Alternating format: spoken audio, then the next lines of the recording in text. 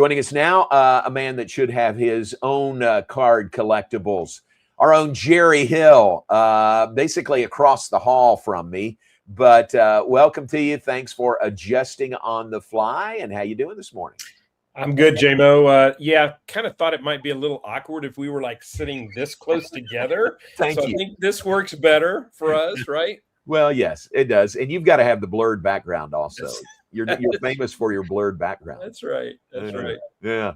So thanks for making it work. I appreciate it. And I was just talking about kind of the inside stories on Baylor baseball and softball. Really cool stories, weren't they, the way those games played out last night? Yeah, I was actually watching when Course came in, and that was really cool. Like, who knew? You know, I know. I'm like, I didn't know his story, and just kind of unfolded right there in front of your eyes. And like you said, that's kind of the cool thing in continuing a game like that. Yeah, is you get stories like that. If it ends at 7, or actually in the top of the 7th, then you don't get all those stories. So I thought it was cool that they went ahead and played played that out. So man, that was cool. I got a little bit of goosebumps. I won't lie, watching that one. So that was cool. I agree.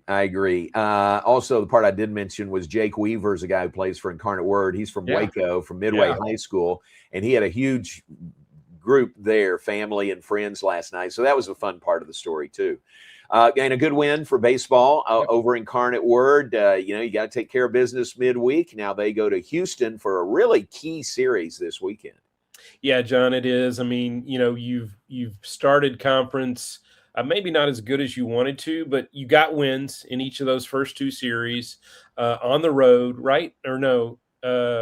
Yeah, both on the road. No, West Virginia was here. Yeah, West Virginia was here. Oklahoma State was away. So you're sitting there at 2-4, and if you win this series, you're 4-5. That's not a bad start, and maybe even a sweep. I don't want to ask for too much, but like if you win the series, you're sitting there at 4-5 through 9 games, through 3 series, and you're kind of right there in the mix. And the goal is to get to the Big 12 tournament, and the goal is to get to the NCAA tournament, and they're taking those steps, and winning, like you said, winning these midweek games, that's crucial if a team wants to get into the NCAA tournament and make it to a regional.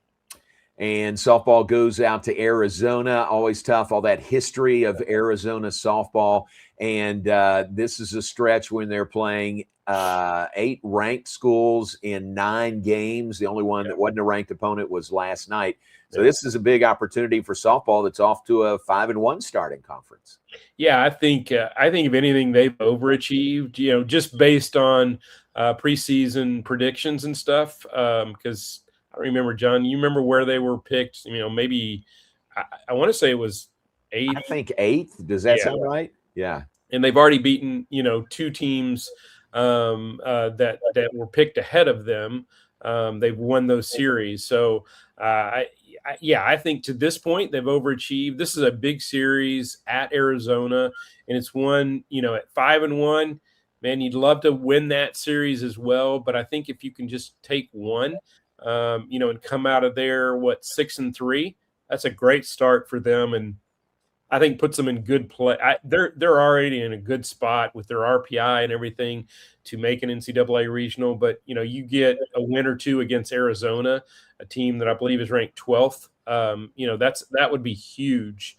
And this team is really, they, like I said, other than that Texas series, which Texas is just really good. Let's just say that. So I think you write that one off. But other than that, man, this team has really played well. The trajectory has continued to be up. So, I like where they sit right now. Yep, very good. So that's this weekend for softball. Football started spring practice. We heard from Coach Aranda earlier this hour. I couldn't go out there yesterday with baseball, but you were out there. What did you see? Anything in particular that caught your eye?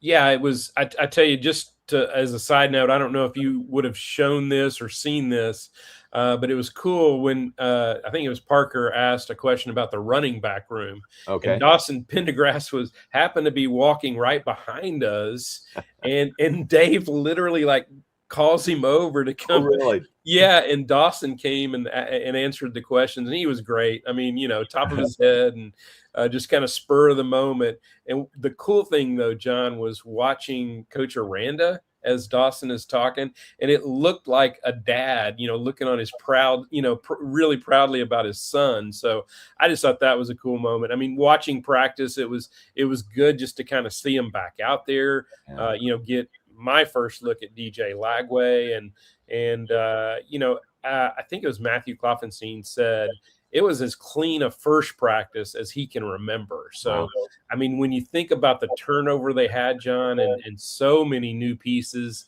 new coaches, all of that, and for them to have that clean and that good of a first opening practice, I think that was a good place to start. Yeah, that's really good. That's a good sign, I would say. If and listening to Coach Aranda, he felt good about things. Yeah. To me, that's a good indicator that it's just a great start to spring. Yeah, and he talked about, because I think maybe I even asked the question about so much turnover, so many new faces and stuff. How do you have that clean of practice?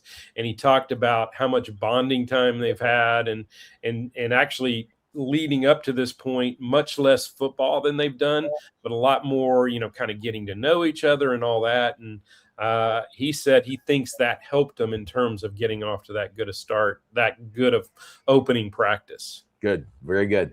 Hey, track and field with a home meet this weekend. Yeah. It's a big weekend for Michael Ford, who threw out the first pitch last night, by the way. Did you see that at baseball? I did not see the first pitch. I was hoping that he didn't throw it in the dirt, because I did tell him about that dynamic of when you're throwing off the mound, everything tends to go down. So I didn't see the first pitch. How did he do? Oh, it was a strike. It was a fastball strike. Yeah, that's my story, and I'm sticking with it. But that was fun to have him out there. And then the Clyde Hart Invitational comes up this weekend. Yeah, it's great, John. I mean, obviously my first home meet as the track SID now. And so there's some excitement, there's some nerves, all of that. But got a great group of teams and athletes coming in, and some, post-collegiate athletes as well. Including Gabby Thomas, who I believe competed at A&M, has been in the Olympics, World Championships. So there'll be some on that level as well. But big opening first home meet. Starts Friday morning at 11 a.m. with the hammer throw, and then we'll end on Saturday about 5:15 or so with the 4x4. So, fitting that, obviously pretty much every meet ends with the 4x4, but on a week when you're honoring Coach Hart, and there will be a video that plays right before the 4x4, fitting to end that way with the 4x4 relay. Yeah, and this is the first home meet, and it's the Clyde Hart Classic. Since Coach Hart passed away, I mean, there's going to be some emotions there. Yeah, and I talked to Coach Ford about that yesterday, because he talked about how, and he just got back from Poland for the World Indoor Championships, where he was there with Trayvon Bromell, won a bronze medal there, and Demario Prince, who's still here, he finished fourth in the 60-meter hurdles, and he talked about how whenever he would go to a big meet like that, he would either call or text Coach Hart after, or he would get, a very encouraging text message from Coach Hart. So I think those things kind of still go through his head. And he's talked about it before that, he saved a lot of the voice messages from Coach Hart just so he can listen to them when he kind of needs a little bit of a lift. How about that? Wow, that's big. That'll be fun this weekend. All right, and acrobatics and tumbling back in action. They're hosting Duquesne coming up at 5 o'clock on Saturday. That is Duquesne, not Duquesne, but Duquesne. No, it's pronounced Duquesne. Yes. Long story there. That's right. And Peyton Washington, who I know you've had on the Sikkim podcast as well. I did a podcast with her, and that'll be posted tomorrow, I believe, with my Baylor story. So, this is, I think, John, this is the last home meet of the season. It just seems like it just started. Right. And this is the last home meet of the season. So make sure you come out to that 5 p.m. Saturday at the Farrell Center. Admission is free. You get well worth the price of admission. Absolutely. There. Absolutely.